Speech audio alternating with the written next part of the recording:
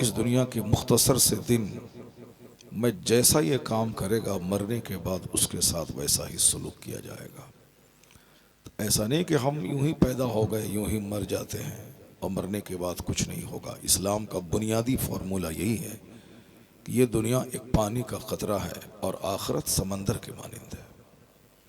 ये दुनिया एक बुझती हुई चिंगारी है, भड़की हुई, भड़की बुझ गई।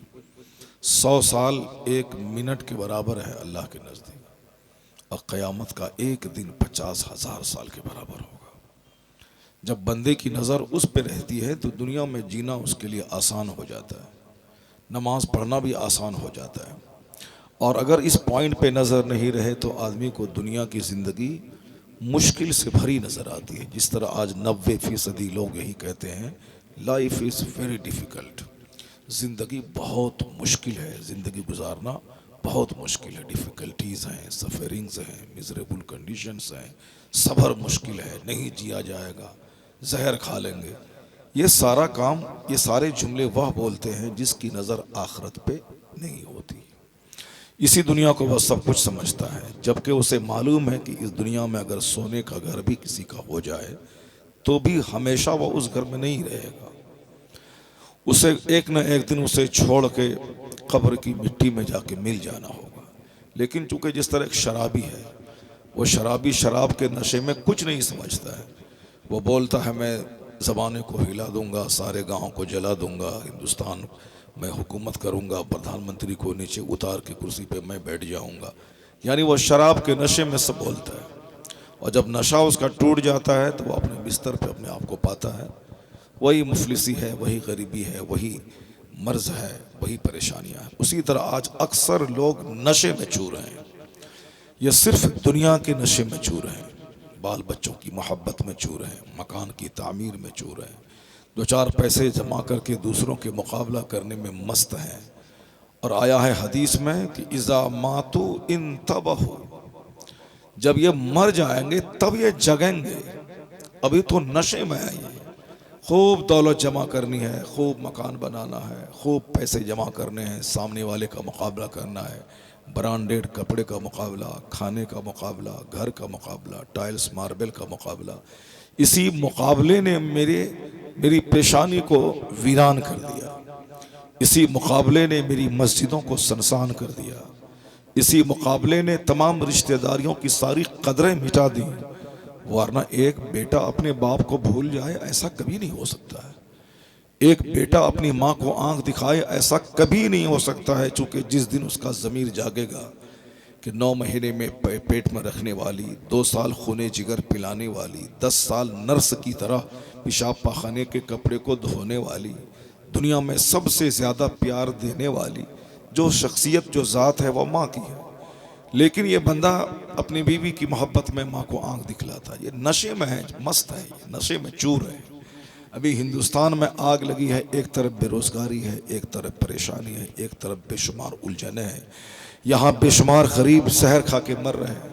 साहब, काश्तकार फसलों की कीमत नहीं पाके वो मरने का इंतज़ार कर रहे हैं। लेकिन एक तरफ नाच है, गाना है, मस्तियाँ हैं, हमने बहुत बड़ा काम कर लिया, हमने बहुत मैंने मंजिल हासिल कर ली, हम जीत गए, हम ये हैं, हम वो हैं। एक नशा है, जिस दिन मरेंगे सारा नशा उतर जाएगा। जिस दिन अल्लाह तबारक व तआला का कहर दुनिया में आएगा उस दिन सारा नशा उतर जाएगा। फिर ये जाग जाएंगे और कहेंगे कि मुझे थोड़े दिन के लिए और मोहलत दे दी जाए ताकि अब मैं मकसद हयात की तकमील करूं, मैं जीवन का उद्देश्य पूरा करूं, मैं सजदा करूं, मैं अपने खालिक को मान लूं। फरिश्ते कहेंगे 70 साल की लंबी उम्र मिली तो कुछ किया नहीं, अब अगर मैं तुझे 70 दिन छोड़ भी दो तो क्या करेगा? 50 साल की लंबी उम्र मिली तो कुछ तुमने किया नहीं, अब 5 दिन अगर मैं तुमको छोड़ दूं तो तू क्या करेगा? यानी लोग नशे में मस्त हैं, कुछ नहीं समझते हैं कि मैं क्या था, मेरी बुनियाद क्या थी, मेरा अंजाम क्या होगा, मेरी स्टार्टिंग कहानी क्या है, ये दुनिया क्या है। कुछ लोग नहीं समझते हैं। यही वजह है कि कुरान शरीफ जब तक लोग पढ़ते थे उनकी आंखें भीगी रहती थी, जब तक लोग कुरान करीम का मुताला करते थे वो गुर्बत की आग में जलते थे मगर रिज़्क़ हराम को आंख उठा के नहीं देखते थे। जब तक कुरान करीम की तिलावत होती थी जवान जवान की निगाहें झुकी रहती थी, दिल में अल्लाह का डर रहता था, आंखें उसकी भीगी रहती थी। लेकिन आज 90 साल के बूढ़े के दिल में भी ख्वाहिशात जवान है, उनके सीने में भी माल की मोहब्बत, औरत की मोहब्बत, दुनिया में ढेर दिन जीने की मोहब्बत और ललक बाकी है। यह सिर्फ इसलिए है कि हमने जिसे पढ़ना ज़्यादा था उसे पढ़ना छोड़ दिया, जिसकी मोहब्बत में जीना था उसकी मोहब्बत को सीने से निकाल दिया। हुजूर क्या फरमाते हैं, अनस इब्ने मालिक इस हदीस के रावी हैं, आका कहते हैं ला युमिनु अहदुकुम हत्ता अकून अहब्ब इलैहि मिन वालिदिही व वलदिही वन्नास अजमाइन। बुखारी शरीफ की हदीस में है, सरकार दो जहां अलैहिस्सलाम फरमाते हैं तुम में से कोई मोमिन हो ही नहीं सकता है जब तक कि हुजूर की मोहब्बत तेरे दिल में औलाद से ज्यादा ना हो जाए, माँ बाप से ज्यादा ना हो जाए, वरना से अजमईन सारे लोगों से ज्यादा मुस्तफ़ा की मोहब्बत ना हो जाए। यानी you will not be A complete believer, तुम एक मुकम्मल मोमिन कभी नहीं होगे जब तक कि हुजूर कहते हैं आई एम डियरर, मैं तुम्हारे नज़दीक तुम्हारे बच्चों, तुम्हारे सन्स, तुम्हारे पेरेंट्स, ऑल मैनकाइंड, सारी कायनात, सारी इंसानियत से ज़्यादा जब तक मैं तुझको महबूब न बन जाऊं उस वक़्त तक तू मोमिन हो ही नहीं सकता है। मतलब ये निकला कि सरकार से जब सबसे ज़्यादा मोहब्बत होगी तब हुजूर की अदाओं, हुजूर की सुन्नतों, सरकार दो जहां के इरशादात को आदमी अपनी निगाहों के सामने रखेगा कि मेरे मुस्तफ़ा मुझसे नाराज़ ना हो जाए, औलाद नाराज़ हो जाए, बीवी नाराज़ हो जाए, सारी दोस्ती ख़त्म हो जाए, मगर हुजूर मुझसे राज़ी रहे। अगर ये मतमहे नज़र रहा तो फिर सारी दुनिया मिल के इसका कुछ बिगाड़ना चाहे, हदीस में आया है कि सारे लोग अगर तेरा बिगाड़ना चाहें, अगर अल्लाह तुझे आबाद करना चाहे तो कोई तेरा कुछ भी नहीं बिगाड़ पाएगा, और अगर अल्लाह रब्बुल इज्जत तुझको बिगाड़ना चाहे और सारे लोग मिलकर तेरा भला चाहें तो कोई भलाई तेरे हिस्से में नहीं आएगी, क्योंकि जो भी ज़रर पहुंचता है वो अल्लाह रब्बुल इज्जत की तरफ से पहुंचता है, और जो भी फायदे पहुंचते हैं वो सब अल्लाह रब्बुल इज्जत की तरफ से पहुंचते हैं। इसका मतलब यह निकला कि दुनिया में जो रुसवाइयाँ है, दुनिया में जो परेशानियाँ है, दुनिया में जो आज चैन सुकून गारत है, सिर्फ इसीलिए है कि अल्लाह के रसूल नाराज है, और अल्लाह के रसूल जिस दिन खुश हो जाए गुर्बत में भी बादशाहत का लुत्फ बंदा उठाएगा, क्योंकि इज्जत देने वाला अल्लाह है, राहत देने वाला अल्लाह है, हुकूमत देने वाला भी अल्लाह है, हुकूमत छीनने वाला भी अल्लाह है। यह इस्लाम का बुनियादी फार्मूला है। रिस्क की फिक्र में रज़्ज़ाक़ की इबादत मत छोड़, क्योंकि रिस्क देने वाला जो है उसको छोड़कर चाहे तुम जानवरों की तरह रात दिन कमाते रहो, अल्लाह सुख नहीं देगा तुझे, क्योंकि सुख अल्लाह ही देता है। यही वजह है कि आज लोग पहले के मुकाबले में ज्यादा दौलत कमा रहे हैं, पहले के मुकाबले में खूब पुख्ता का मकान बना रहे हैं, पहले के मुकाबले में खूब ब्रांडेड कपड़ा पहन रहे हैं। आज से 1500 साल पहले नहीं, सिर्फ 50 साल पहले आप चले जाएं, पैबंद वाले कपड़े का पहनने का रिवाज था। औरतें अपने शौहर के कपड़े को सुई से सिलती थी। लोग ईद की नमाज पढ़ने के लिए सुबह सवेरे वो अपने कपड़े धोते थे, उसे प्रेस करके फिर वो ईदगाह जाते थे। अमीरों के घरों में भी वहाँ भी खाने पीने की तंगियाँ रहती थी। रोटी कसरत से इस्तेमाल लोग करते थे, चावल बहुत मुश्किल से दस्तयाब होता था। लेकिन आज गरीबों के घर में भी बासमती चावल मौजूद है। आज गरीबों के दरवाजे पे पहले एम्बेसडर कार अगर कोई अमीर खरीदता था तो सारा इलाका उस कार को देखने आता था। लेकिन आज अगर कोई 15 लाख की बाइक भी कोई खरीद ले तो पड़ोसी भी देखने नहीं आता है। क्यों? आजकल सबके दरवाजे पे गाड़ियां हैं, सबों के पास बाइक है। पहले तो 15-15 किलोमीटर दूर लोग साइकिल से चल के जाते थे स्टेशन ट्रेन पकड़ने के लिए, और आज तो हर गरीब से लेके अमीर तक सबके दरवाजे पे 2 व्हीलर भी है और 4 व्हीलर भी मौजूद है। तो पहले से ज़्यादा मस्त रहना चाहिए। पहले साइकिल नहीं थी, 12 किलोमीटर दूर लोग पैदल चल के जाते थे, हम लोग आज से 40 साल पहले बचपन में 15 किलोमीटर दूर पैदल चल के रेलवे स्टेशन पे जाते थे जलसा सुनने के लिए। 20-20 किलोमीटर दूर बचपन में 10 साल की उम्र में पैदल चल के जलसा सुनने के लिए जाते थे कि फ़लाँ पीर साहब आ रहे हैं, फ़लाँ मौलाना साहब आ रहे हैं। खुद मैं अपनी ज़िंदगी में जिस मदरसे का मैं अभी प्रिंसिपल हूँ आज, उस मदरसे में आज से 35 साल पहले जलसा हुआ था और मैं अपने घर से 12 किलोमीटर दूर चल करके मैं उस जलसे में शिरकत की थी और आज मैं उसी मदरसे का प्रिंसिपल हूँ। उस वक़्त मैं सोचा भी ना होगा कि 12 किलोमीटर दूर पैदल चल के मैं अपने घर से जलसा सुनने उस मदरसे में आ रहा हूँ और 40 साल के बाद वो दिन आएगा कि मैं उस मदरसे का प्रिंसिपल बन जाऊँगा। कभी दिमाग के किसी गोशे में न मेरे ख़ानदान वालों के दिमाग में होगा न मेरे बाप के दिमाग में होगा। पहले लोग पैदल चलते थे, पहले गरीबी थी, तो आज आदमी अपने घर से ½ किलोमीटर दूर दुकान पे चाय पीने के लिए भी वो पैदल नहीं जाते, बल्कि सब अमीर गरीब सबके पास बाइक मौजूद है। पहले लोगों के पास जूते 2 होते थे और आज एक दर्जन जूते लोगों के पास मौजूद हैं।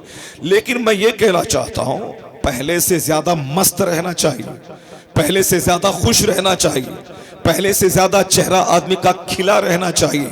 लेकिन अमीर से लेकर गरीब तक सबके चेहरे पे तनाव है, सबके चेहरे पे कशीदगी है, सबके दिल में बेशुमार डिज़ायर्स है।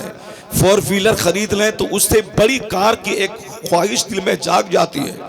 अगर वह 40,000 रुपए की 2 व्हीलर खरीद लें तो 3 लाख रुपए की बुलेट की तमन्ना उसके दिल में जाग जाती है। यही वजह है कि आज सारे लोग अंदर से परेशान हाल है। मकान में रहने के बावजूद सुकून नहीं है, कार पे चलने के बावजूद करार नहीं है, अरबों कमाने के बावजूद खरबों की तमन्ना है। 50 करोड़ पास में है, 100 करोड़ की जमीन का बैनामा कर लिया है। अब उसको इधर से लेके उधर देना है, उधर से लेके उधर देना है। बैंक से लोन लेके 50 लाख रुपए में हॉस्पिटल बना दिया। अब डॉक्टर साहब क्लिनिक में बैठे, दिमाग में एक दर्द है कि कैसे मुझको बैंक का कर्जा हर महीने 50,000 रुपए बैंक का किस्त देना है। अगर मरीज किसी दिन नहीं आया तो डॉक्टर सर पे हाथ रख के वो उसको न बीवी अच्छी लगती है ना उसको बच्चे अच्छे लगते हैं। क्योंकि दुनिया तो कहती है कि साहब 1 करोड़ का हॉस्पिटल है, मगर दुनिया को क्या खबर कि 1 करोड़ रुपए मैंने बैंक से कर्ज लिए हैं और हर महीने मुझको कम से कम 1 लाख या 50,000 हमें बैंक वाले को देना है। अगर रोजाना मरीज नहीं आए, सिजरिंग नहीं हुई, ऑपरेशन नहीं हुआ तो फिर तो डॉक्टर जहर खा के मर जाता है। मैंने बेंगलोर में एक बहुत बड़े डॉक्टर जो मेडिस्कान का मालिक था, मैंने उसको गमगीन हालत में देखा, सिर्फ मकरूज हालत में देखा। चूंकि सारी हॉस्पिटल की रंगीनियां, 25 कारें मौजूद हैं, 25 डॉक्टर मौजूद हैं, मगर हॉस्पिटल चलाने वाला ऐसा है जैसे कि अब वो जहर खा के मर जाएगा, कर्ज के बोझ में दबा हुआ है। पेशेंट की जहां कमी होती है ये जहर खाने की तैयारी करता है। सारे लोग हवस की वजह से परेशान है और लोग सोचते हैं कि घर में सोफा गद्दा खरीद लूं तो मजा मिल जाएगा।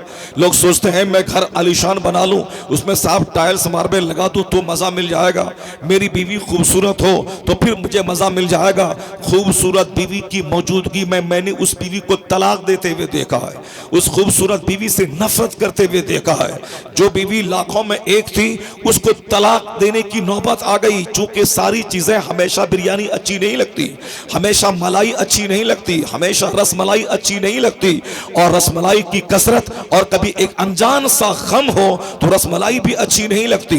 अगर जवान बेटी की मौत हो सामने बिरयानी अच्छी नहीं लगती है तो पता ये चला कि बंदा तो सोचता है कि खूबसूरत बीवी मिले तो मजा मिल जाएगा, आलीशान घर मिले तो मजा मिल जाएगा, घर में साफ टाइल्स मार्बल ग्रेनाइट लग जाए तो मजा मिल जाएगा, मेरे बेटे को नौकरी मिल जाए तो मजा मिल जाएगा, मैं इलेक्शन में जीत जाऊं तो जिंदगी का मजा मिल जाएगा।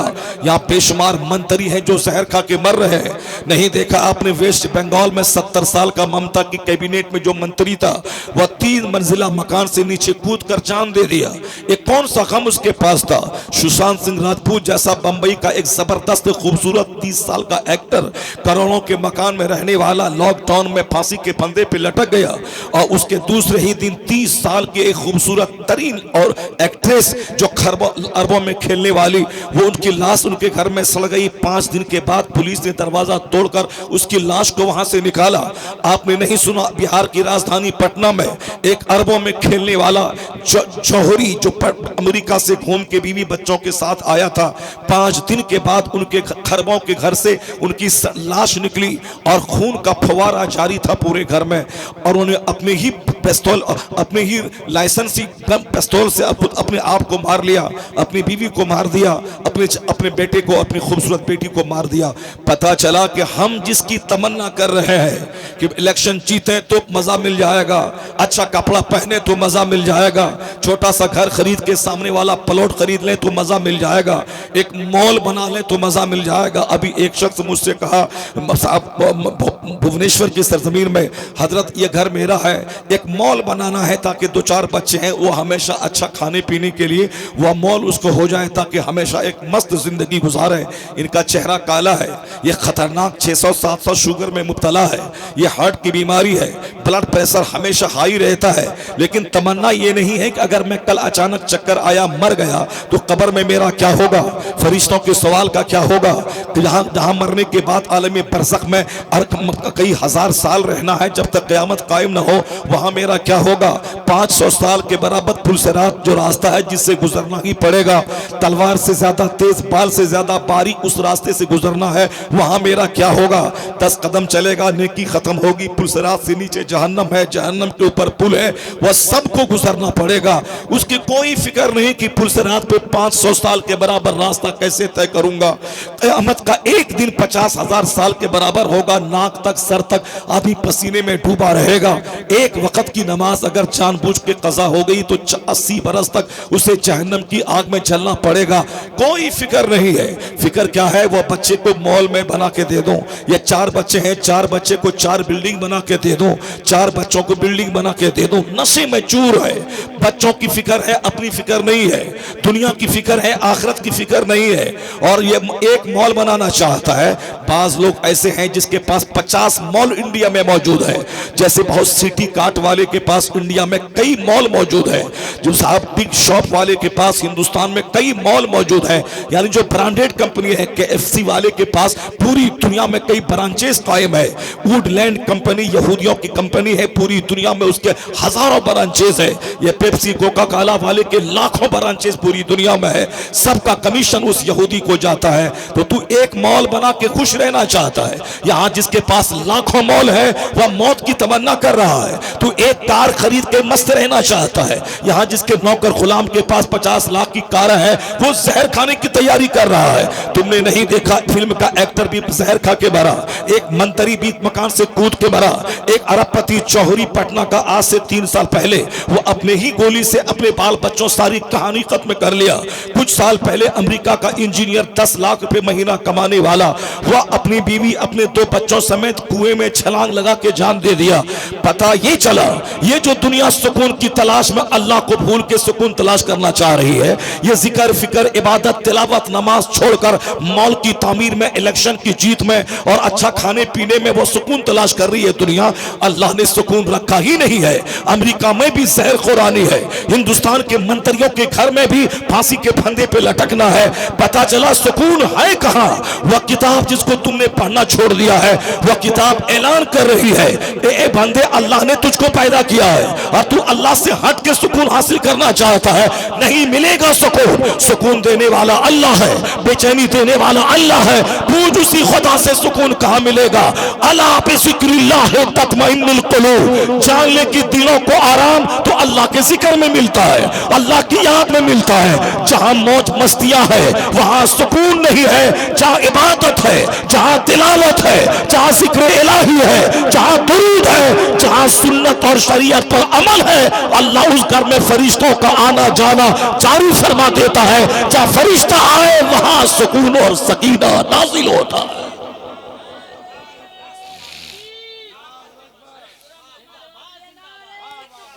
अल्लाहू अकबर, या रसूल अल्लाह, जिंदाबाद। अगर यकीन नहीं आए आपको 1 लाख रुपए कमाने के बाद उतना सुकून नहीं मिलेगा अगर आपने कड़ाके की सर्दी में वजू करके फजर की नमाज अदा करने आप मस्जिद गए तो फिर उस सजदे के बाद जो दिल में फरहत होगी और जो चेहरे पे नूर होगा वह एक मॉल बनाने के बाद भी नहीं होगा।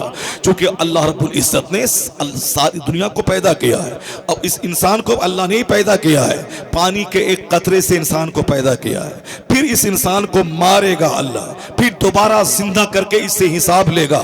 हमारी बुनियाद की कहानी है पानी की बूंद, हमारी बुनियाद की कहानी है मिट्टी का एक पुतला, हमारी बुनियाद की कहानी है माँ के शिकम में माँ का हमारी खून खा के जिंदा रहना, हमारी बुनियाद की कहानी है माँ के शिकम से दुनिया में पैदा होना, हमारी बुनियाद की कहानी है बिल्कुल माँ के हाथों में मजबूर बीमार अपाहिज रहना, हमारी कहानी है कि हम मैच्योर होते हैं 15 साल के बाद मैच्योर होते हैं, उससे पहले मैं बचपने से गुजरता हूँ, पेशाब पखाना बिस्तर पे करता हूँ, फिर 90 साल की उम्र होती है, फिर वही पीरियड हमारा लौट के आ जाता है, फिर ये बूढ़ा आदमी बिस्तर पे पेशाब पखाना करता है।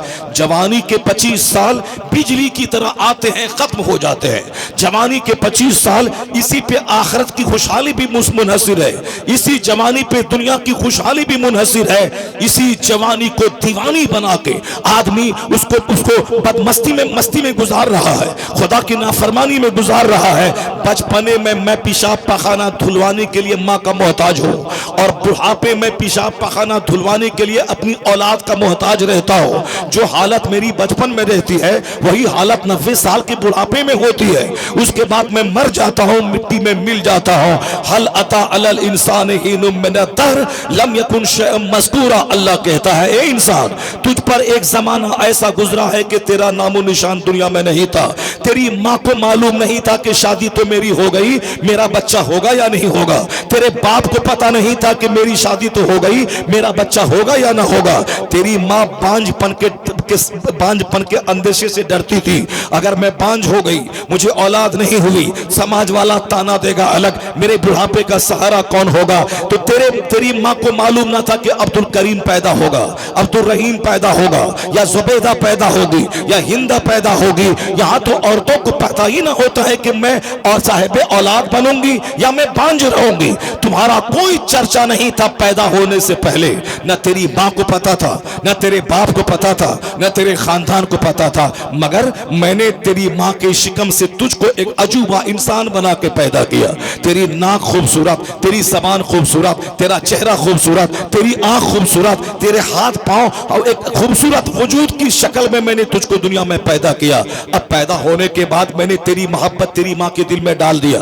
ये माँ है जो अपनी खुश्क छाती का दूध पिलाती है, ये वह माँ है जो तुम नर्स की तरह तेरे पेशाब पखाना को धोती है। मैं अगर तेरी मोहब्बत माँ के दिल में नहीं डालो, ये माँ तुझे फेंक देगी। जिस तरह नाजायज हमल किसी का ठहर जाता है, वह बदनामी से बचने के लिए एबॉर्शन करवा के बच्चे को खेत में फेंक देती है, उस बच्चे को कुत्ता खा जाता है।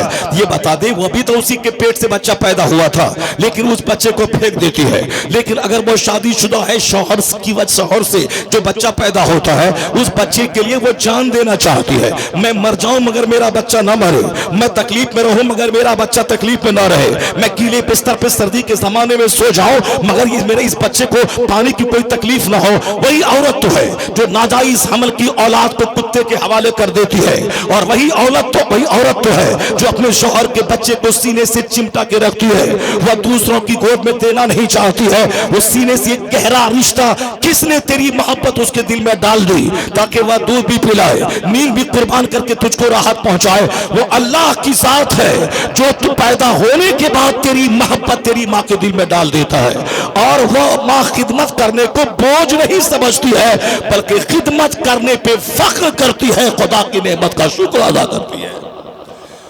वो माँ है जो बोझ नहीं समझती। तो जो अल्लाह तुझे माँ के शिकम में तेरा प्रोटेक्शन किया, जो अल्लाह माँ की गोद में तेरी हिफाजत की, जो अल्लाह तेरी रोजी का इंतजाम माँ के शिकम में किया और माँ की गोद में किया, और बाप को कमाने का मौका दिया, वो कमा के तुझे भी पाला, तेरी माँ को भी पाला। इसलिए माँ काबिल एहतराम जरूर है, माँ बाप के मुकाबले में 3 गुना ज्यादा मेरी खिदमतों का मुस्तहिक है। हुजूर से किसी सहाबी ने कहा था, मन अहक्को हुस्ने सहाबती या रसूल अल्लाह, मेरे गुड ट्रीटमेंट का, मेरी कंपेनियनशिप का, मेरे अखलाक का, मेरी खिदमतों का ज्यादा हकदार कौन है? तो हुजूर ने कहा था तेरी माँ। फिर फिर कहा फिर सुम्मा मन, फिर कौन? तो हुजूर ने कहा तेरी माँ। कहा हुजूर फिर कौन? कहा हुजूर ने तेरी माँ। चौथी बार मुस्तफा ने बाप का नाम लिया, सुम्मा अबूक, फिर तेरे बाप, फिर तेरे करीबी रिश्तेदार, यानी 3 गुना माँ का ज्यादा हक ज्यादा बाप से है। माँ बाप दोनों बोले तो माँ अगर कहे पानी लाओ तो बेटे पे लाजिम है कि पहले माँ को पानी ला के दे, क्योंकि माँ 3 खतरनाक स्टेज से गुजरती है। एक स्टेज है तकलीफ के साथ पेट में रखना, वह स्टेज है एक छोटा सा जख्म मेरे गले में हो या मेरे बदन में हो तो 1 केजी का जख्म मालूम होता है, लेकिन 2 केजी 3 केजी का बच्चा जो पेट में लेके 2 3 4 महीने तक वह घूमती फिरती रहती, सारा काम करती है, ये बताती कितना बड़ा बोझ वो सहती है। एक स्टेज खतरनाक ये है। और दूसरा स्टेज है पैदा करने का, यानी 1000 तलवारों की ज़र्ब के बराबर उसे तकलीफ होती है जब वह बच्चे को जनती है, यह दूसरा स्टेज है। और तीसरा स्टेज है दूध के पिलाने का, वह सूख कर कांटा हो जाती है लेकिन वह अपना दूध बच्चे को पिला के पालती है। यह तीनों स्टेज में बाप की कोई हिस्सेदारी नहीं होती। पेट में बाप नहीं रखता है, माँ रखती है। बच्चा माँ जनती है, बाप नहीं जानता है। दूध माँ पिलाती है, बाप नहीं पिलाता है। यह 3 खतरनाक डेंजरस स्टेज से माँ गुजरती है। इसलिए मुस्तफा ने कहा कि तुम्हारी खिदमत का सबसे ज्यादा मुस्तहिक तेरी माँ है। 3 बार मुस्तफा ने माँ का नाम लिया और चौथी बार बाप का नाम लिया। यह अपनी जगह सच है कि माँ की खिदमत कुर्बानी ज्यादा, इसलिए माँ की खिदमत ज्यादा, लेकिन ऐसा नहीं है कि बाप का मकाम और मर्तबा माँ के मुकाबले में कोई कमजोर हो। नहीं, माँ का मालिक भी तो मेरा बाप है, मेरा मालिक भी तो मेरा बाप है। मेरा बाप मेरी माँ के सर का साया है। वह मेरी माँ घर बेवा हो जाती अगर बाप मर जाता, और मेरी माँ तर तर की ठोकरें खाती अगर मेरा बाप नहीं कमाता। तो इसलिए बाप तो माँ का भी सरदार है, वो तो मेरा भी सरदार है। इसलिए बाप का एहतराम ज्यादा और माँ की खिदमत ज्यादा है। बाप का सम्मान ज्यादा, बाप की ताजीम ज्यादा, बाप का एहतराम ज्यादा और खिदमत माँ की ज्यादा है। वह कौन है जो तेरे बाप के दिल में तेरी मोहब्बत डाला, जो 8 घंटे कड़ाके की सर्दी में पानी में भीग कर मछली मारता है, जो 8 घंटे नीचे से ऊपर ईंट ढो के 300 रुपए कमा के तुझे भी पालता है और तेरी माँ को भी पालता है। ये किसने मोहब्बत अता की? वो अल्लाह है। कहने का मतलब ये निकला, जो अल्लाह तुझे माँ के पेट में नहीं भूला, जो अल्लाह तुझे माँ की गोद में नहीं भूला, जो अल्लाह तेरी रोजी का इंतजाम उस वक्त किया जब तू बोझ था, जब तू जवान हो गया, फिर रोजी की तलाश में उस खुदा को तू कैसे भूलता है? तू कैसे समझ गया कि अब मैं मेहनत न करूं तो रोजी नहीं मिलेगी, मैं हराम न कमाऊं रोजी नहीं मिलेगी, मैं झूठ न बोलूं रोजी नहीं मिलेगी, मैं जुआ न खेलूं रोजी नहीं मिलेगी, मैं शराब न बेचूं रोजी नहीं मिलेगी, मैं दूसरों को नहीं ठगूं तो रोजी नहीं मिलेगी, मैं नमाज पढ़ने मस्जिद जाऊं तो हमारा कारोबार का नुकसान हो जाएगा। सिर्फ तन्हाई में बैठ के गौर कर ले, माँ के पेट में तू कमाने के काबिल नहीं था, अल्लाह ने रोजी दी। माँ की गोद में कमाने के काबिल नहीं था, अल्लाह ने रोजी दी। और जवान होने से पहले तू कमाने के काबिल नहीं था, अल्लाह ने तुझे तेरी रोजी का इंतजाम फरमाया। अब जब तू मैच्योर हो गया है, तेरे हाथ पांव की हड्डी सख्त हो गई है, अब तू जवान हो गया है, अब तू कहता है कि मैं हराम ना करूं तो खाऊंगा कैसे, मैं नमाज पढ़ूं तो फिर खाऊंगा कैसे? यही वजह है कि अल्लाह ने तुझको छोड़ दिया। जाओ दर दर की ठोकरें खाओ, जाओ तुम बाजार में मारे मारे फिरो। 8 घंटे कमाने के बाद भी, खाने के बाद भी तुझसे सुकून को अल्लाह ने छीन लिया, क्योंकि अल्लाह रब्बुल इज्जत रोजी देने वाला है। अगर हालत जवानी में भी तू इबादत करता और रोजी की तलाश करता तो अल्लाह तुझे वहां से रोजी देता जहां से बंदा सोच नहीं सकता था। वमन यतवक्कल अलल्लाहि फहुव हस्बुह, जो अल्लाह पे भरोसा करता है अल्लाह उसके लिए काफ़ी हो जाता है। यह इंसान की शरारत है, यह इंसान की बदबख्ती है। अपने हाथों से इसने अपने सुकून को आग लगाया है। इन्होंने अपने हाथों से अपनी ज़िंदगी को तल्ख और कड़वा बना दिया है, क्योंकि सब कुछ करने वाला खालिक और मालिक अल्लाह है। और हमने अल्लाह रब्बुल इज़्ज़त से निगाहें मोड़ कर अपनी दुनिया अलग बसाने की हमने ठान ली है। और ऐसी दुनिया हम बसाना शुरू की है जिस दुनिया में 24 घंटे में 1 एक घंटा भी मैं अपने रब के लिए नहीं निकालता हूं। मेरे घर में फिजिक्स का चर्चा है, मेरे घर में केमिस्ट्री का चर्चा है, मेरे घर में बायोलॉजी का चर्चा है, मेरे घर में अखबार पढ़ाई है, मेरे घर में क्रिकेटर का चर्चा है, मेरे घर में फिल्म के एक्टर का चर्चा है, सबका तो चर्चा है। लेकिन इस रूए ज़मीन का जो सबसे बड़ा रहनुमा है, जो सबसे बड़ा रिफॉर्मर है, जो बात अज खुदा बुजुर्ग तो किस्सा मुख्तसर का ताज जिसके सरे अक़दस पर है, जिससे बड़ा मौलिम कोई नहीं, जिससे बड़ा रिफॉर्मर कोई नहीं, जिससे बड़ा पैगंबर कोई नहीं, जिससे बड़ा हकीम कोई नहीं, जिससे बड़ा तबीब कोई नहीं, जिससे बड़ा मुस्लिम कोई नहीं, जिससे बड़ा मोहसिन कोई नहीं। तो यहाँ क्रिकेटर का चर्चा है, उस सबसे बड़े मोहसिन का चर्चा नहीं है। फिल्म के एक्टर का चर्चा है, मुस्तफा का चर्चा नहीं है। यहाँ साहब डॉक्टर बनेंगे, खाएंगे, कमाएंगे, ये चर्चा है, जन्नत का चर्चा नहीं है। यहाँ इंजीनियर बनेंगे, कमाएंगे, खाएंगे, मगर पुलिसराज का चर्चा नहीं है। इसलिए अल्लाह ने धकेल दिया कि रहे तेरे पास 50 कमरा और रहे 50 कमरे में LED टीवी, रहे रात भर तुम्हारे पास कॉमेडी, और रहे तेरे जवान बेटे इंजीनियर, डॉक्टर, और हर तरफ से पैसों की बारिश हो, मगर तेरे दिल को अल्लाह ने सुकून से खाली कर दिया। अब मारे मारे थे तेरा चेहरा लटका रहेगा, एक दर्जन बीमारी रहेगी, जहां दुश्मनों की तादाद बढ़ती जाएगी, हासिदीन की तादाद बढ़ती जाएगी। न रिश्तेदार तुम्हारे हैं, न औलाद तुम्हारी है, न बीवी तुम्हारी है, न समाज तुम्हारा है, सबको तू अपना दुश्मन समझता है। तो किसके लिए मारे मारे फिरता है? जब औलाद तेरी बगावत कर रही है, जब तेरी बीवी तेरी डाइन है, वो तुझे धमकियां देती है भागने की, तेरी औलाद कहती मैं घर छोड़ के मैं भाग जाऊंगा, फिर ये बता तेरे बच्चे तेरे नहीं है, बीवी तेरी नहीं है, रिश्तेदार तेरे नहीं है, पड़ोसी तेरे नहीं है, तो किसके लिए परेशान है? किसके लिए तू कमाता है? किसके लिए तू हाय हाय करता है? आवाज आती है फजाओं से कि जब तक इस हालत में जिएगा खरबों कमा ले, मगर सुकून नहीं मिलेगा। पड़ोसी जलता रहेगा, सेहत जाती रहेगी, औलाद बाकी होती रहेगी। एक रास्ता है जो सबसे बड़े रहनुमा है, उनका चर्चा कर में कर, उन पर दुरूद पढ़, उनका जिक्र कर, उनकी तारीफ कर, उनकी सुन्नतों पे अमल कर। सबसे ज्यादा क्रिकेटर से ज्यादा, नेता से ज्यादा, नेता से ज्यादा, दुनिया के और दूसरे तबीबों से ज्यादा, सबसे ज्यादा मुस्तफा का चर्चा कर। उनका चर्चा तेरी मुसीबतों को मिटा देगा, उनका जिक्र तेरी जिंदगी में राहत भर देगा। तो रोजाना हदीस पढ़ा कर, तू मुस्तफा की निगाह में रहेगा, और जो मुस्तफा की निगाह में रहेगा, गुर्बत में भी बादशाहत जैसी बाहर अल्लाह अता फरमा देगा।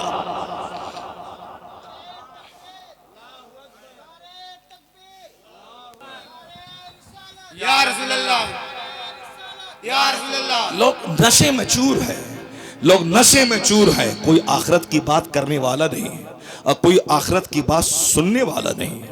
सबके दिमाग पे दुनिया का भूत सवार है, सबको दुनिया का हुस्न चाहिए, सबको दुनिया का ग्लैमर चाहिए, दुनिया की दो हाव भाव चाहिए, उसी में लोग मस्त है। कुरान शरीफ की मैं 2 आयत पढ़ता हूँ, इन दोनों आयतों से क्या हमें मैसेज मिलता है उसको आप तन्हाई में बैठ के आप गौर से सोचिएगा कि क्योंकि अल्लाह रब्बुल इज्जत ही कायनात का खालिक मालिक है। वो चाहे 1000 नाचे कूदे ये लोग, 1 मिनट का जलजला करोड़ों की आबादी को जमीन में दफन कर देता है। नहीं देखा आपने 50 साल से इमारतें बनती रहती हैं जापान में, लेकिन 50 सेकंड का जलजला सारे शहर को उजाड़ देता है। नहीं देखा आपने नेपाल की राजधानी काठमांडू जो हिल स्टेशन है, यानी पहाड़ी जगह जहां लोग एंजॉय करने जाते थे, और होटलों का शहर है वो साहब नेपाल की राजधानी काठमांडू। वो होटल क्या है? जिनाकारी का अड्डा है। वरना लोग अपना करोड़ों का घर बना के ये पहाड़ देखने के लिए जाने का क्या मतलब है? जैसे आज हर आदमी अपने घर में मार्बल टाइल्स लगाता है, सोफा लगाता है, शानदार दीवान पलंग लगाता है। जब तुमको घूमना ही था गोवा के समंदर के किनारे बालू पे लेटना है, तो फिर तुमने 50 लाख का घर क्यों बनाया था? तुझको कश्मीर के डल झील में लकड़ी की नाव पे तुम्हें पानी में तैरना है, तो ये करोड़ों का घर तुमने क्यों बनाया था? तुझे नेपाल में पहाड़ पे जाके पत्थर को देखना है, तो तुमने अपने घर में कीमती पत्थर क्यों लगाया था? तन्हाई में बैठ के गौर कीजिएगा, ये घूमने का जो चक्कर चला हुआ है, औरतें भी घर से बाहर जाना चाहती, मुझे घुमाने ले चलो। ये मर्द भी कहते हैं घूमने चलो। साल के 10 महीने कमाई, 2 महीने घूमना है। ठीक है, घूम के आ गए बंबई से, डल झील देखकर, ऊटी देखकर, और साहब कश्मीर का गुलमर्ग देख के आ गए। कम से कम अब भी तो अब चैन से रहने दे, घर में सुकून से रहने दे। 5 दिन के बाद फिर वही दिमाग चटाई शुरू होती है, वही लड़ाई झगड़ा शुरू होता है, वही लक्कम और चुत्तम का माहौल रहता है। ये पूरा 2 महीना जो घुमाया, 10 दिन जो घुमाया, वो सब का पानी खत्म हो जाता है। मैंने तो अब मेरे से एक शख्स, एक हाजी साहब ने कहा बंबई का, कि मैं अपनी बीवी अपने जवान बेटों के साथ यहाँ उम्रा के लिए रमजान में आया हूँ, हजरत कोई तावीज वो दे दीजिए, कोई तरकीब कर दीजिए ताकि मेरी बीवी मेरी बात माने। वो अपने बेटे के साथ रहती है, बहू के साथ रहती है, पोता पोती के साथ रहती है, वो हम जैसे बूढ़े के पास नहीं आती। मैं उससे बात करना चाहता हूँ, मैं अपना गम शेयर करना चाहता हूँ। जवानी से ज्यादा बीवी की हाजत बुढ़ापे में होती है, जब बीवी की वजह से सुकून मिलता है, वह पांव दबाती है, वह मुझसे बातें करके मेरे गम को दूर करती है। मगर बुढ़ापे में अक्सर औरतों का हाल अपने बेटों के साथ, अपने पोते के साथ, वो साहब अपनी बहू के साथ उसी तरफ वो माइल हो जाती है, क्योंकि उनके दिमाग में शरारत रहती है। कुछ ही % ऐसी औरतें होती है जो अपने शौहर की कुर्बानियों को याद करके बुढ़ापे में उसे सुकून देना चाहती है, वरना अक्सर अपने जवान बेटे के साथ वन साइडेड बनकर शौहर को तकलीफ देना चाहती है। उसने मदीना शरीफ में मुझसे कहा कि हजरत इस प्रॉब्लम से मैं जूझ रहा हूं, और अगर मैं कह भी देता हूं उससे, तू क्यों नहीं मेरे पास आती बात करती है। मेरी वजह से अल्लाह ने तुझको हज करवाया, मेरी वजह से तुझको अल्लाह ने रमजान में मदीना दिखाया। रमजान में उम्रा करने का मतलब होता है हुजूर के साथ में हज करने के बराबर अजर मिलता है, और रमजान में मैं तुझको उम्रा के लिए लाया, ये तो कम से कम एहसान तो मान ले। वह बोलती है कि आप हज क्या करवाएंगे, उम्रा क्या करवाएंगे, हमें तो अल्लाह ताला करवा रहा है, हमें तो अल्लाह करवा रहा है, अल्लाह तो करवा ही रहा है, मगर यह शौहर एक माध्यम है, यानी किसी न किसी तरह से शौहर को तकलीफ पहुंचाना इस सिर्फ नासिक की घुट्टी में पिला हुआ है। नाफरमानी करना, सारे एहसानात को यकलख्त भूल जाना, और सबसे ज्यादा जंग उसी से करना जिसके घर में वो रहती है, उसके परस में जिसका पैसा है, उसकी कमाई से खूबसूरत कपड़े हैं, जिसके घर में रहना है उसी से जंग करना है, जिसकी कमाई खाना है उसी से जंग करना है। ये औरतों की बगावत है, उसी औरत के लिए बंदा परेशान रहता है, अल्लाह को भूल गया, सजदा भूल गया, तो इसीलिए औरतों को पाकी बना दिया गया। पता ये चला कि चाहे 1000 आदमी वो कुछ भी करे, ये अल्लाह का अजाब है कि औलाद नाफरमान, बीवियां बागी, करोड़ों का घर बनाने के बाद ये कश्मीर का डल झील घूमने जा रहा है, करोड़ों का घर बना के गोवा में बालू के रेत पे सोने जा रहा है, करोड़ों का घर बना के कश्मीर में निशाद बाग में वो गुलाब का फूल देखने जा रहा है, ये करोड़ों का घर छोड़कर ऊटी में पहाड़ घूमने जा रहा है। जब नदी नाला ही घूमना था, ये करोड़ों का घर क्यों बनाया? जब पहाड़ पे ही घूमना था तो ये कीमती घर हराम की कमाई से क्यों बनाया? जब तुम्हें बालू और रेत पर ही सोना था, ये खरबों का घर तुमने क्यों बनाया? बंदा चाहे कुछ सोचे, ये अल्लाह का अजाब है कि घर में मन नहीं लग रहा है। क्यों मन लगेगा?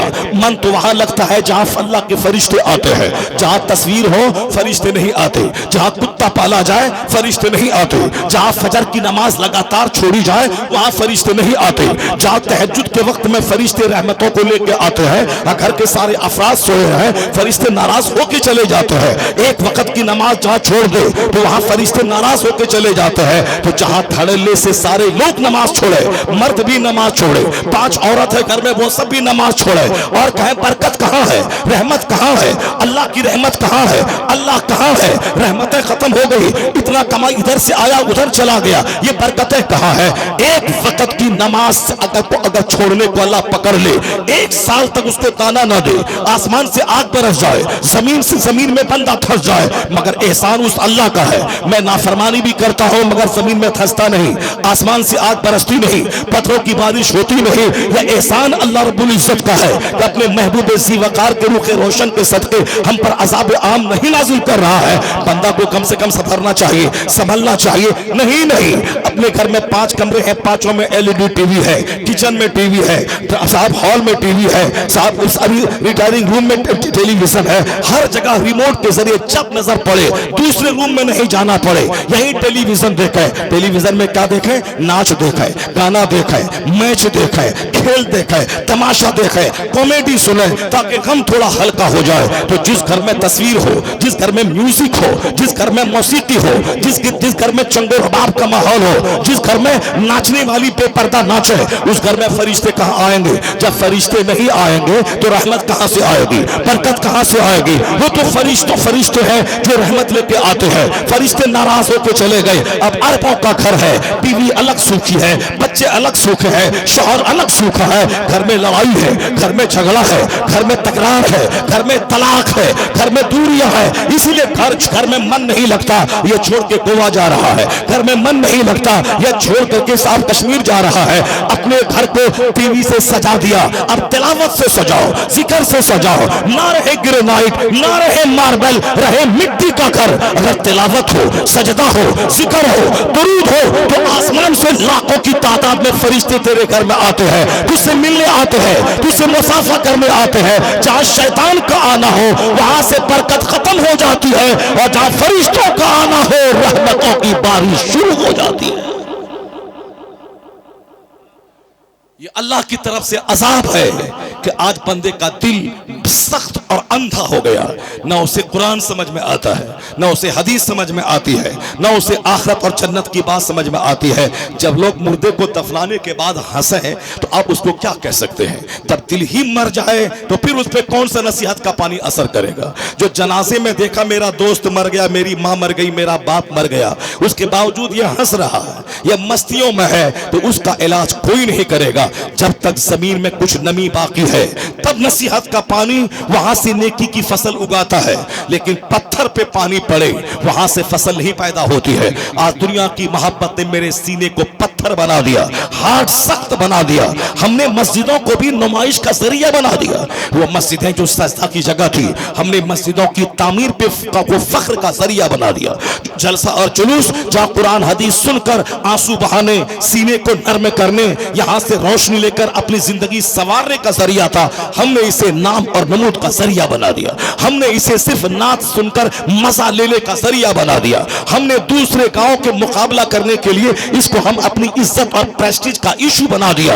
हुजूर ने कहा था क़यामत के करीब मस्जिदों की मीनारें बुलंद होंगी, मस्जिदों पे लोग फख्र करेंगे कि मेरे गांव की मस्जिद फला गांव की मस्जिद से ज्यादा आलीशान है, ये फख्र करेंगे। यानी जो मस्जिदें सजदा की जगह थी, सजदा नहीं करेंगे बल्कि तामीर पे फख्र करेंगे। आज 90% लोगों के दिमाग में सिर्फ तामीरात का भूत सवार है, सजदे का जुनून नहीं है। सिर्फ तामीरात का, मार्बल टाइल्स का, गीजर लगाने का, शानदार वजू खाने का, जबरदस्त फलकपोश मीनार का, यही जुनून था। सिर्फ जाहिर को देखना है, बिरयानी खाना है चाहे पेट का हाल बुरा हो जाए, चेहरे को सब लिपस्टिक से और फेयर एंड लवली से सजाना है चाहे अखलाक उसका मुर्दा हो जाए। सिर्फ जाहिर को सजाना, सिर्फ जाहिर में अच्छा खाना पीना, जाहिर में मकान की रंग पेंटिंग करना, चाहे उसमें रहने वाला शैतान क्यों ना हो, मगर बाहिर मकान चमकना चाहिए। हमने जाहिर को सजाया, अपने बातिन को उजाड़ के रख दिया, इसलिए सारा सुकून जिंदगी से खत्म हो चुका है। जबकि मुस्तफा कहते हैं इन्नल्लाह ला यंजुरु इला सुवरिकुम व अमवालिकुम, अल्लाह तुम्हारी सूरतों को नहीं देखता, अल्लाह तुम्हारे माल नहीं देखता। Allah does not see your face, Allah does not see your wealth, Allah does not see your physical posture. अल्लाह तुम्हारे जिस्मानी हालत को नहीं देखता कि तू नाटा है कि लंबा, तू गोरा है कि काला, तू मालदार है या गरीब, नहीं देखता, बल्कि अल्लाह तुम्हारे हार्ट्स को देखता है, तुम्हारे अमाल को देखता है, तुम्हारे इंटेंशन को देखता है। या दिमाग के अंदर जो छुपा जो कुछ चल रहा है अल्लाह उसको देखता है। या दिल में इसके अंदर जो कुछ भी है, हसद है, जलन है, कीना है, कुदूरत है, बदख्यालियां है, शैतानी वसवसात है, ये क्या है? अल्लाह दिल को देखता है, अल्लाह दिमाग को देखता है। तुम्हारा चेहरा काला है गोरा, अल्लाह उसको नहीं देखता। तुम्हारे पास तू गरीब है कि मालदार है, उसको अल्लाह नहीं देखता। मगर हमने उस अंदर को सजाने के बजाय सिर्फ चेहरा सजाना शुरू किया, सिर्फ अच्छा कपड़ा पहनना शुरू किया। मैं कहता हूं चाहे तू काला रहे या गोरा, अगर अखलाक उम्दा है, उसमें तकवा है, परहेजगारी है, उससे दूसरों को फायदा पहुंच रहा है, वह माँ बाप का वफादार है, वह समाज का शुभ चिंतक है, तो फिर याद रख काला रंग नहीं देखा जाता, लोगों के दिल पे तेरी इज्जत अल्लाह बिठा देता है। समाज में तुझको इज्जत मिलती है, अल्लाह तेरी मोहब्बत लोगों के दिल में डाल देता है। लेकिन हजार खूबसूरत रहे मगर वह कुत्तों जैसी हरकतें करता है, जब भी मुंह खोलता है दूसरों को काटता है, जब भी हाथ उठाता है दूसरों को कष्ट पहुंचाता है, और जब भी वह प्लान बनाता है दूसरों को नुकसान का प्लान बनाता है। भले ही डर से लोग उनको सलाम कर दे मगर दिल में वो नहीं रहता। तन्हाई में उस लोगों की जबान पे उसके लिए बद्दुआ के जुमले निकलते हैं, उसे वह शरीर और खबीस कहता है, वह समाज का नाशक कहता है, लोग उसकी मौत के मुंतजिर रहते हैं। तो चेहरा चाहे गोरा रहे मगर दिल अगर काला हो उसकी कोई हैसियत अल्लाह के नजदीक नहीं होती।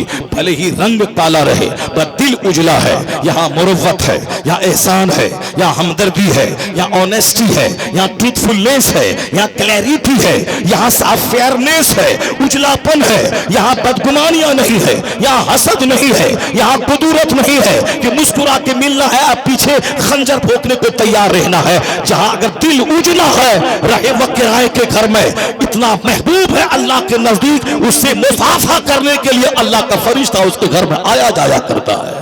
तो अल्लाह नहीं देखता सूरतों को, और यहाँ अक्सर लोग सिर्फ सूरतों को सजाने में लगे हैं, चाहे मकान सजाने में लगे हैं। अखलाक चाहे मुर्दा हो, किरदार चाहे उसका मरा हुआ हो, मगर सिर्फ जाहिर चमकीला होना चाहिए। इसके ताल्लुक से एक हदीस पाक देख सुनिए, पहले कुरान का आयत सुनिए, उसके बाद मैं एक हदीस सुनाता हूं, फिर मैं अपना बयान खत्म करता हूं। अक्लमंदों के लिए इशारा काफी है, और जिसका सीना मर चुका हो 5 घंटे का खिताब भी उसको जिंदा नहीं कर पाएगा, लेकिन जिसका सीना जिंदा हो 1 मिनट की गुफ्तगू से उनकी जिंदगी में भूचाल पैदा हो जाएगा। सरकार गौसे आजम ने सिर्फ एक जुमला कहा था कि मैं घर में था, यहया की माँ यानी मेरी बीवी वह मेरे लिए प्याले में दूध ला रही थी और अचानक ठोकर लगी, हाथ से प्याला गिरा और सारा दूध नीचे आ गया, प्याला टूट गया।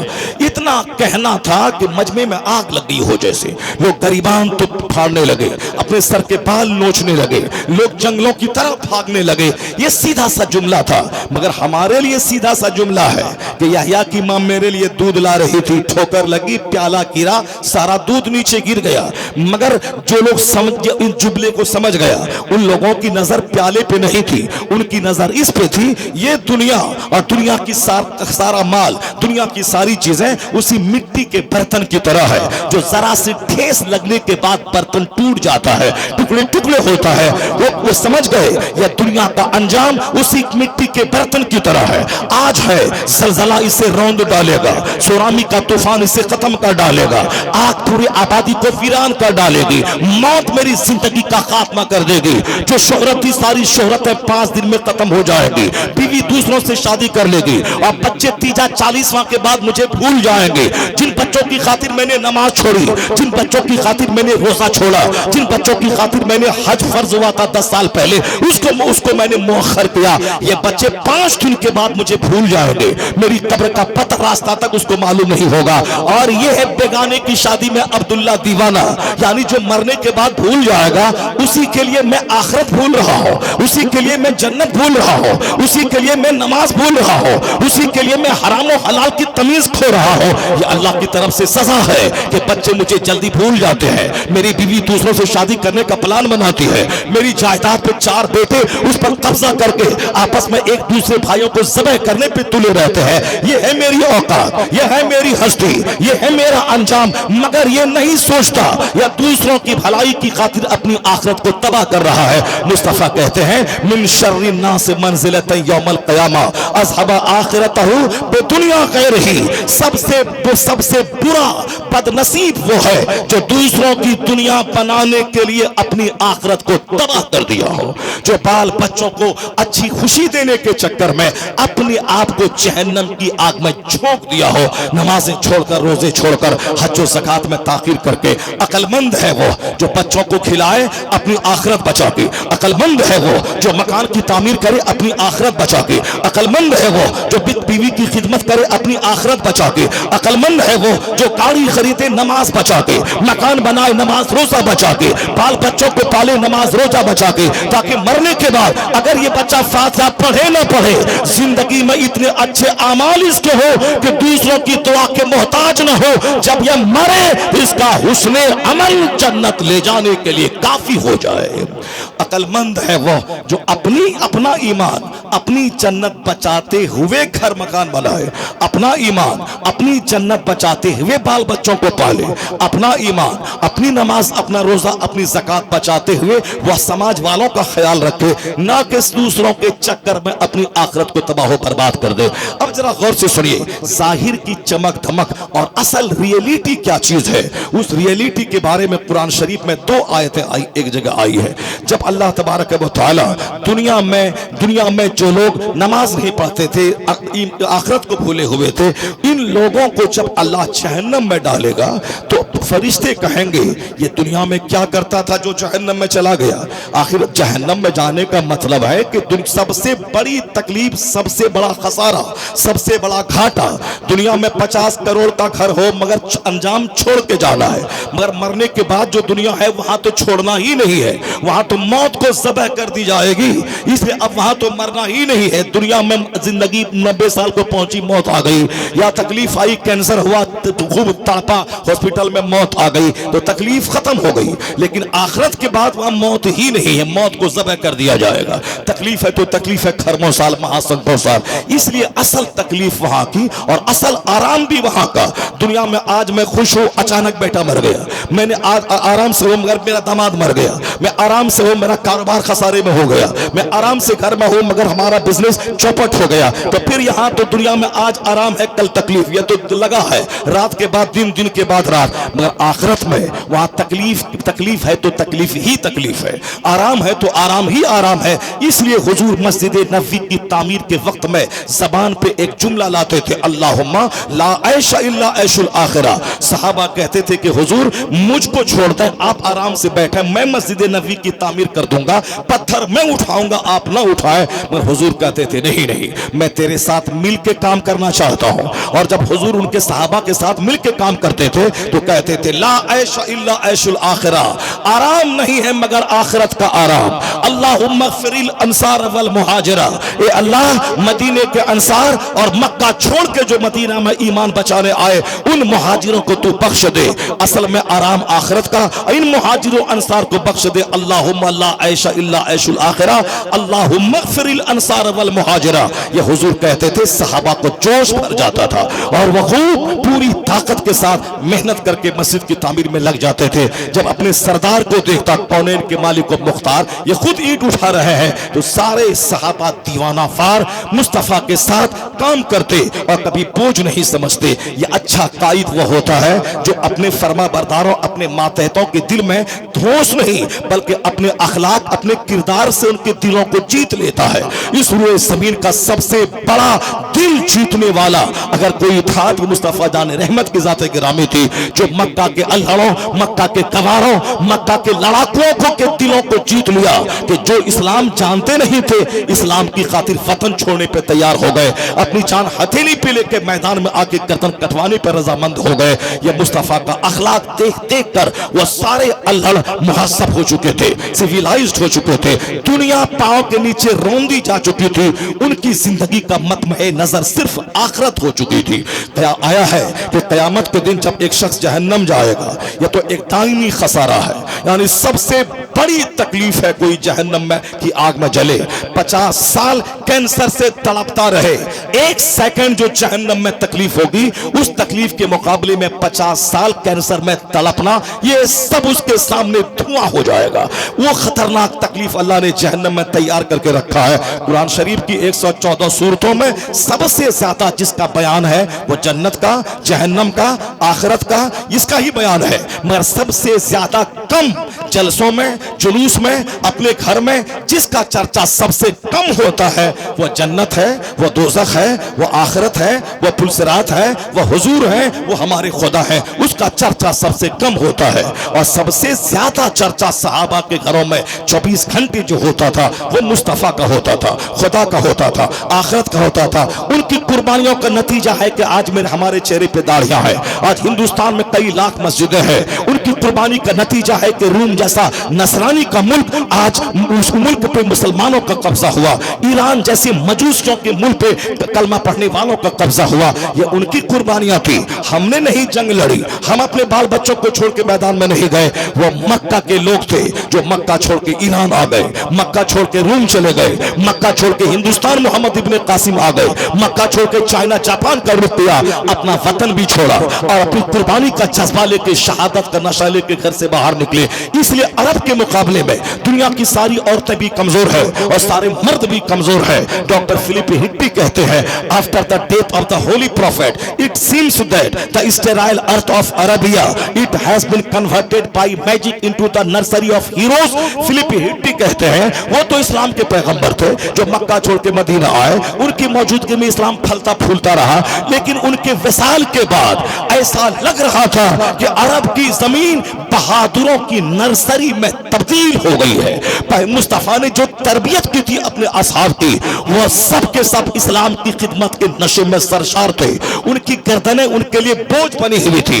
वो चाहते थे कि कुफ्र में दुनिया से मिटा दो, शिर्क मिटा दो, पूरी दुनिया पे इस्लाम का गलबा हो जाए। उसके लिए कुर्बानी का जज्बा होगा। तब बाल बच्चे की मोहब्बत से ज्यादा मुस्तफा की मोहब्बत इसीलिए थी वो हथेली पे जान लेके मैदान बदर में आ जाते थे, वो हद में आ जाते थे। गर्दन कटाने को वो बोझ नहीं बल्कि जिंदगी का फख्र समझते थे।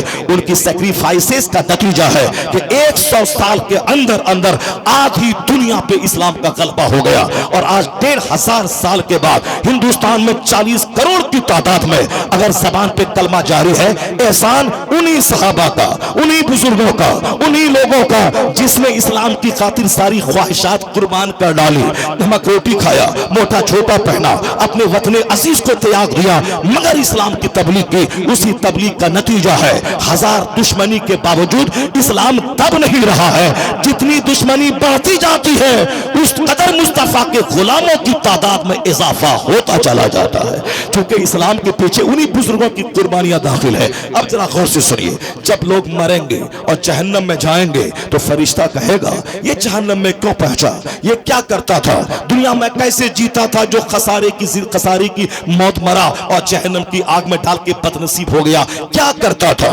तो कुरान कहता है वह शख्स के बारे में फरिश्ता वो कहेगा इन्ना कुन्ना फी अहलिना, वो कहेगा इन्नहु काना फी अहलिही मसरूरा, ये अपने अहलो अयाल में मस्त रहता था, ये अपने बाल बच्चों में कॉमेडी करता था, ये अपने बाल बच्चों में हंसी की महफिल मुनक़िद करता था। वो खाने की फरावानी, पैसे की फरावानी, कपड़ों की फरावानी, मकान की फरावानी, यानी ये फरावानियों में जीता था। इनके घर में कोई मुसीबत का साया नहीं था। रात रात भर कॉमेडी करना, कहता मारना, गाना सुनना, म्यूजिक सुनना, टेलीविजन लगा देना, कॉमेंट्री सुनना, यानी इनके मस्तियां थी, गुर्बत का साया नहीं आए, इसलिए हमेशा कॉमेडी सुन के हंसता रहता था। इन्नहु काना फी अहलिही मसरूरा, ये अपने अहलो अयाल बाल बच्चों में खुश और मस्त रहता था। तो जिस जिंदगी में मस्तियां हैं, जहां कॉमेडी है, जहां नाच है, जहां म्यूजिक है, जहां मौसीकी है, जहां मस्तियां है, जहां झूठ की महफिल है, जहां गीबत की महफिल है, जहां जहां जहां साहब लतीफा गोई है, तो समझ लें गवाह रहे इस आयत की रोशनी में, ये घर जहन्नमियों का है, ये घर जहन्नमियों से भरा है। जहां खूब कॉमेडी हो, जहां खूब मस्तियां हो, जहां खूब फिल्में देखी जाए, जहां खूब दुनिया का चर्चा हो। इन्नहु काना फी अहलिही मसरूरा, ये अपने अहलो अयाल में मस्त रहता था। और जब किसी शख्स को जन्नत में डाला जाएगा, जन्नत में जाना सबसे बड़ा इनाम है, उससे बड़ी कोई खुशबख्ती नहीं है। चाहे दुनिया के सारे ममालिक का कोई बादशाह बन जाए, मगर जन्नती बनने से ज्यादा ये काम बड़ा काम नहीं है। चाहे दुनिया की बादशाहत हो या सोने का घर, हीरे जवाहरात की जमीन, ये सब आर्जी और फानी है और जन्नत दायमी है, जन्नत परमानेंट चीज है। जब जन्नत कोई जाएगा तो फरिश्ते कहेंगे कि आखिर ये जन्नत कैसे पहुंचा, ये दुनिया में जीता कैसे था, इनकी रात गुजरती कैसे थी, इनका दिन गुजरता कैसे था, ये क्या किया जो ये सबसे खूबसूरत जन्नत में पहुंच गया। अल्लाह राजी, मुस्तफा राजी, दुनिया की सारी कामयाबियां इस जन्नत के मुकाबले में एक कतरा पानी है और ये समंदर में पहुंच गया, सुख के समंदर में पहुंच गया। ये खुश नसीब कौन इंसान है, क्या करता था दुनिया में, कैसे कैसे रहता था, इनकी एक्टिविटीज कैसी थी, इनके जीने का अंदाज कैसा था। कुरान शरीफ कहता है कि जब ऐसा कहा जाएगा वह शख्स बोलेगा इन्ना कुन्ना फी अहलेना मुशफिकीन, यानी वो जन्नती कहेगा फरिश्तों से इन्ना कुन्ना फी अहलेना मुशफिकीन, हम अपने बाल बच्चों में डरे सहमी रहते थे, हम अपने घर में रोते रहते थे, डरे सहमे रहते थे। उधर बीवी मुसल्ले पे अलग जन्नत की तलब में रो रही है, इधर शौहर अलग जहन्नम के खौफ से रो रहा है। कोई सजदे में खड़ा है, कोई तिलावत करने कुरान लेके बैठा है, वहां पे हमेशा गम रहता था कि खात्मा बिल खैर होगा कि नहीं होगा, तो फिर कैसे होगा, जन्नत मिलेगी कि नहीं मिलेगी, तो कैसे मिलेगी, जहन्नम से बचूंगा कि नहीं बचूंगा, बचूंगा तो कैसे बचूंगा, ये ख्याल आता था। बीवी अलग मुसल्ले पे रो रही है, शौहर अलग रो रहा है, बेटियां अलग रो रही है, बेटे अलग रो रहे हैं। यानी जिस घर में माल की फरावानी न हो कि जो चाहे सारी ख्वाहिश पूरी होती रहे, जिस घर में खौफ है, जहां खशियत है, जहां तकवा है, जहां पाइटी है, जहां अल्लाह से डरने का माहौल है, जहां आंसू है सजदे में कयाम में, तो कहेगा वो शख्स हम अपने अहलो अयाल में रोते रहते थे, सहमते रहते थे, जन्नत की फिक्र में रोते थे, अल्लाह के डर से रोते थे। तो आज जिस घर में रोने का माहौल हो, जहां सजदे का माहौल हो, आंसू बहाने का माहौल हो, माल की ज्यादा फरावानी न हो, अल्लाह रब्बुल इज्जत की रहमतों से वो उम्मीदें लगा के बैठा हो, तहज्जुद के वक्त में रोता हो, इशराक चाश के वक्त में रोता हो, आप गवाह है ये जन्नतियों का घर है, ये जन्नत खुशनसीबों का घर है, ये जैसे मरेगा इसके लिए जन्नत इस्तिकबाल कर रही है। तो जाहिरी चमक दमक सारी चीजें नहीं है, बल्कि बातनी चमक और खुदा का खौफ और तकवा यही सबसे बड़ी चीज है। यहां भी अल्लाह दिलों में मोहब्बत डाल देता है, और जब मरता है तो अल्लाह जन्नतुल फिरदौस में आला मकाम अता कर देता है। अल्लाह जाहिर को नहीं देखता है, अल्लाह ताला बातिन को देखता है। इसलिए जाहिर को सजाने की फिक्र ना करें। अगर आपके बच्चे अपाहिज होंगे पैदा हो, बीवी हजार खूबसूरत रहे, वही बीवी काटने दौड़ती है। औलाद ना हो, उस बीवी को बंदा तलाक देके दूसरी औरत से शादी करना चाहता है। इसका मतलब है कि सिर्फ जाहिर ही सब कुछ नहीं है, सिर्फ चेहरा ही सब कुछ नहीं है। असल में है दिल, असल में है तकवा, असल में है परहेजगारी, असल में है खुदा का डर। अगर काली कलौटी औरत खिदमतगार है सास की, तो को लोग कहते हैं काली जरूर है, दिल इसका बड़ा उजला है। लेकिन खूब खूबसूरत हो, नाक लंबी, आंख बड़ी, चेहरा गोश्त से भरा और 7 फीट की लंबी, लेकिन शौहर से भी लड़ाई, शौहर की माँ से भी लड़ाई, शौहर के भाई से भी जंग, वह शौहर के घर को किराए का घर समझती हो, सिर्फ माँ बाप के दुख, माँ बाप की खुशहाली को लेकर बैठी हो। लोग कहते हैं देखने में अच्छी है, दिल बड़ा काला है, इसके दिल में हसद है, इसके दिल में जलन है, इसके दिल में कुदूरत है, इसके दिल में कीना है। तो चेहरे का असर वक्ती होता है और दिल और अखलाक का असर दायमी होता है। इसलिए हुजूर ने कहा था ला तज़व्वजुहुन्ना ले हुस्निहिन्ना, सिर्फ हुस्न की वजह से शादी मत किया कर। मुस्तफा कहते हैं अखलाक और किरदार की वजह से शादी कर। वाला अनतुन सौदाओ ज़ातु दीनिन अफजल, काली कलोटी दीनदार औरत तेरे हक में बेहतर है। मुस्तफा के फरमान को लोगों ने ठुकराया, और सिर्फ अच्छा खाना, अच्छा चेहरा, अच्छा कपड़ा, अच्छा घर, इसीलिए सुख चैन सब कुछ तबाह हो बर्बाद हो गया। कि मोहम्मद से वफा तूने तो हम तेरे हैं, यह जहां चीज है क्या अल्लाह हो कलम तेरे हैं। अल्लाह तबारक व तआला हमको और आपको सबों को जाहिर से ज्यादा अपने बातिन को सजाने की तौफीक अता फरमाए। दुनिया की जद्दोजहद से ज्यादा आखिरत के सुकून के लिए स्ट्रगल और जद्दोजहद करने की तौफीक अता फरमाए। यही पैगाम जुमा के दिन आता है, यही पैगाम सीरत की महफिलों में मिलता है, यही पैगाम ईदैन के खुतबे में मिलता है। आलिमों का काम ही यही है। आलिम खेल के बारे में, बैटिंग बॉलिंग की बात नहीं करता, आलिम कॉमेडी की बात नहीं करता, आलिम फिल्म के गाने की बात नहीं करता, आलिम दुनिया कमाने की बात नहीं करता। आलिम जब भी जबान खोलता है वह सिर्फ आखिरत की बात करता है, वह जन्नत की बात करता है, वो हुजूर की सीरत, हुजूर के अक़वाल की बात करता है। और इमाम ग़ज़ाली कहते हैं जिस मौलवी के पास बैठो, अगर वहाँ बैठने के बाद दुनिया कमाने का शौक़ और चाहत बढ़ गई तो कहते हैं ये तेरे लिए अजदहा सांप से ज्यादा खतरनाक है। अजदहा तो जान लेता है, जान तो जाएगी ही एक दिन, मगर ये तेरा ईमान लूट लेगा। तेरे दिल में अल्लाह का डर निकाल के दुनिया की मोहब्बत डाल के तुझे जहन्नमी बना देगा। मुमकिन है कि दुनिया की मोहब्बत में पड़ के तू काफिर भी बन जाओ, तू अल्लाह का इनकार कर जाओ, कोई अल्लाह नहीं है। जैसे आज नाच कूद रहे हैं बेशुमार लोग, तो इसको देखने के बाद कोई बोलेगा अल्लाह ही नहीं है। तो इसलिए ईमान जिसका पुख्ता है वो ये नहीं बोलेगा अल्लाह नहीं है, वो यही बोलेगा ये तमाशा तो 1500 साल से हम देखते आ रहे हैं। खूब नाचा कूदा था फिरौन, मगर फतह मूसा अलैहिस्सलाम के हिस्से में आई, फिरौन के हिस्से में नहीं। खूब नाचा कूदा था नमरूद, मगर जीत इब्राहिम के हिस्से में आई, नमरूद के हिस्से में नहीं। खूब नाचा कूदा था अबू जहल, मगर फतह मुस्तफा के हिस्से में आई, अबू जहल के हिस्से में नहीं आई। खूब नाचा कूदा था यजीद, मगर फतह हुसैन के हिस्से में आई, यजीद के हिस्से में नहीं आई।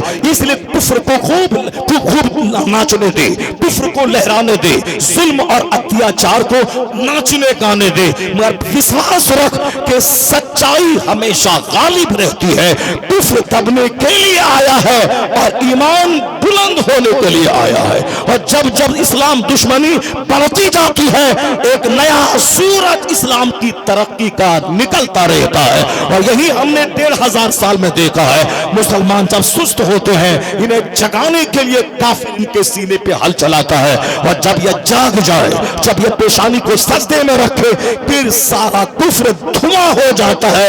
यहां अल्लाह सल्तनत देता है, मरने के बाद जन्नतुल फिरदौस अता कर देता है। अल्लाह तबारक व तआला हम सबों को मौजूदा हालात से न घबराने की तौफीक अता फरमाए। अल्लाह ताला हमेशा हमें आखिरत और जन्नत पे नजर रखने की तौफीक अता फरमाए। आमीन। व आखिरु दाअवाना अनिल हम्दुलिल्लाहि रब्बिल आलमीन। क्या हो